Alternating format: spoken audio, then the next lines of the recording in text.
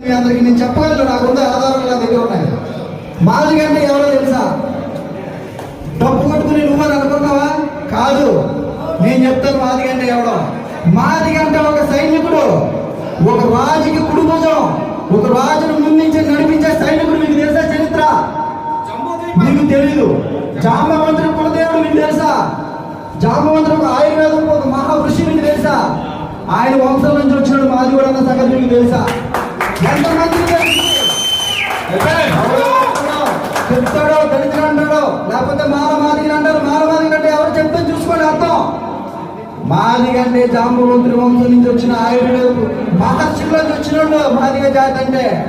సంగీత వాయిద్యాలు సృష్టించింది ఎవరో తెలుసా మీకు? మాదిగ డప్పు మొదటి నుంచి పుట్టింది చరిత్రలో. మీకు తెలుసా విషయం? తెలీదు. చరిత్ర మీకు తెలీదు.